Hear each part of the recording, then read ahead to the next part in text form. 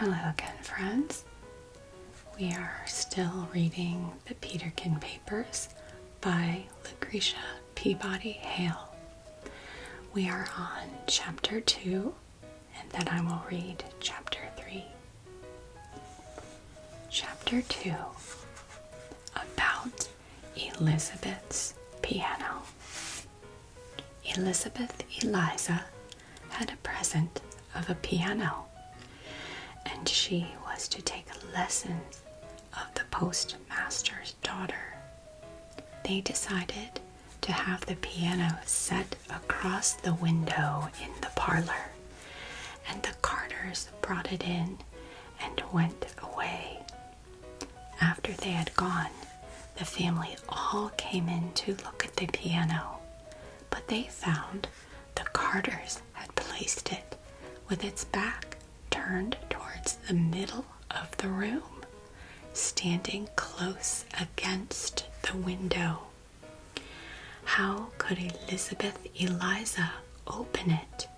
How could she reach the keys to play upon it? Solomon John proposed that they should open the window, which Agamemnon could do with his long arms. Then Elizabeth Eliza should go round upon the piazza and open the piano.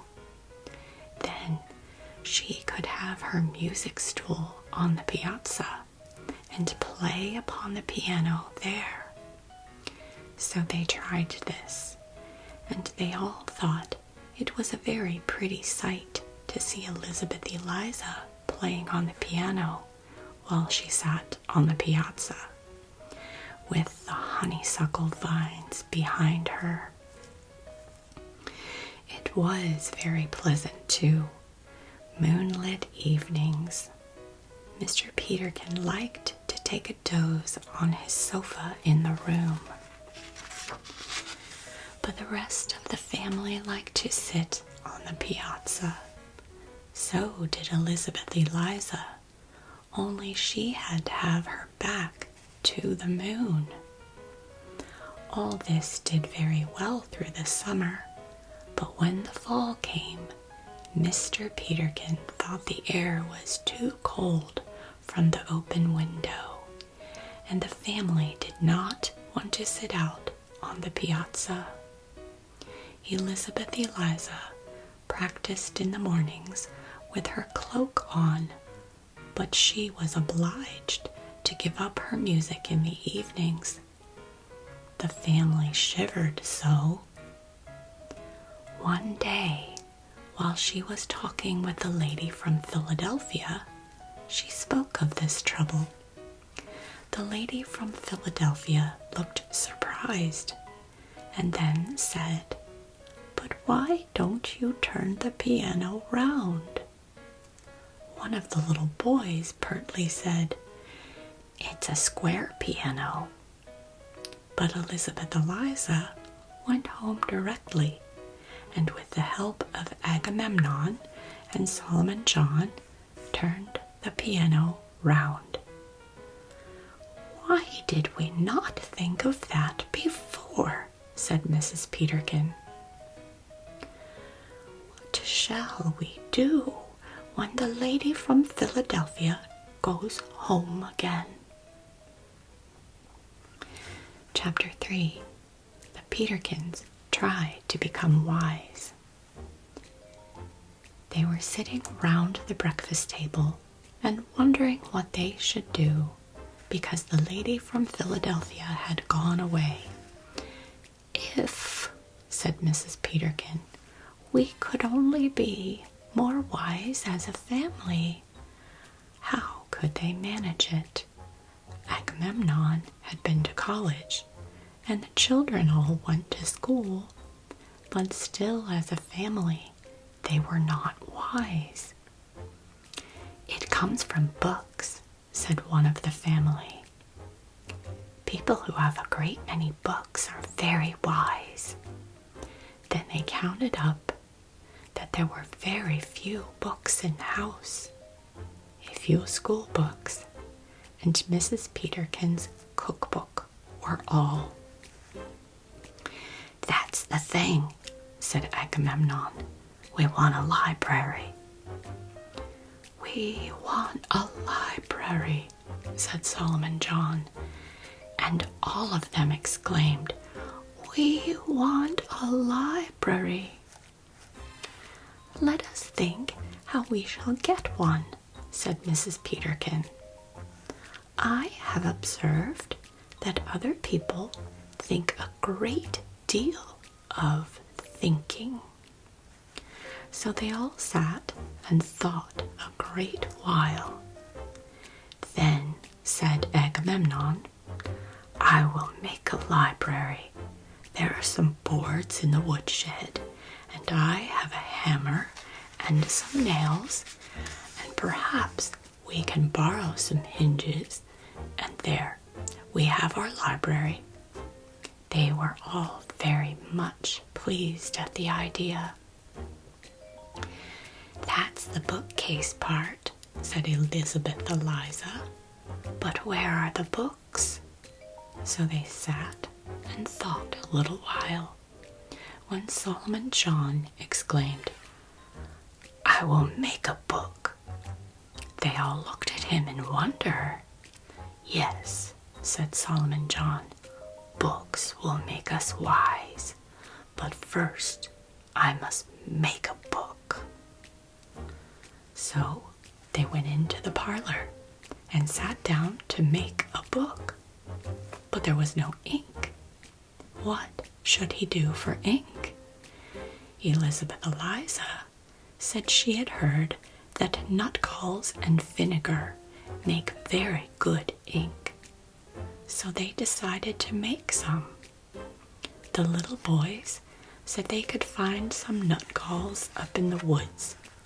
So they all agreed to set out and pick some. Mrs. Peterkins put on her cape bonnet, and the little boys got into their India rubber boots, and off they went. The nutgalls were hard to find. There was almost everything else in the woods, chestnuts and walnuts and small hazelnuts and a great many squirrels, and they had to walk a great way before they found any nutgalls.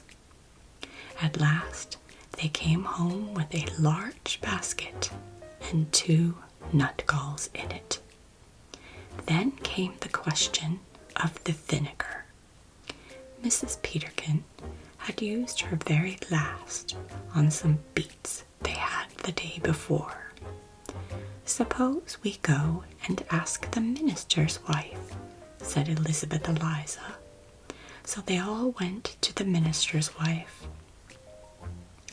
She said if they wanted some good vinegar, they had better set a barrel of cider down in the cellar, and in a year or 2 it would make very nice vinegar. But they said they wanted it that very afternoon. When the minister's wife heard this, she said she should be very glad to let them have some vinegar, and gave them a cupful to carry home. So they stirred in the nutgalls, and by the time evening came, they had very good ink. Then Solomon John wanted a pen. Agamemnon had a steel one, but Solomon John said poets always used quills. Elizabeth Eliza suggested that they should go out to the poultry yard and get a quill, but it was already dark. They had, however, 2 lanterns, and the little boys borrowed the neighbors. They set out in procession for the poultry yard. When they got there, the fowls were all at roost, so they could look at them quietly. But there were no geese. There were Shanghais and Cochin Chinas and guinea hens and Barbary hens and speckled hens, and Poland roosters, and bantams, and ducks, and turkeys, but not one goose. "No geese but ourselves," said Mrs. Peterkin wittily as they returned to the house. The sight of the procession roused up the village. "A torchlight procession!" cried all the boys of the town, and they gathered round the house, shouting for the flag, and Mr. Peterkin had to invite them in and give them cider and gingerbread before he could explain to them that it was only his family visiting his hens. After the crowd had dispersed, Solomon John sat down to think of his writing again. Agamemnon agreed to go over to the bookstore to get a quill. They all went over with him. The bookseller was just shutting up his shop. However, he agreed to go in and get a quill, which he did, and they hurried home. So Solomon John sat down again, but there was no paper, and now the bookstore was shut up. Mr. Peterkin suggested that the mail was about in, and perhaps he should have a letter, and then they could use the envelope to write upon. So they all went to the post office, and the little boys had their India rubber boots on, and they all shouted when they found Mr. Peterkin had a letter. The postmaster inquired what they were shouting about, and then they told him. He said he would give Solomon John a whole sheet of paper for his book, and they all went back rejoicing. So Solomon John sat down, and the family all sat round the table looking at him. He had his pen, his ink, and his paper.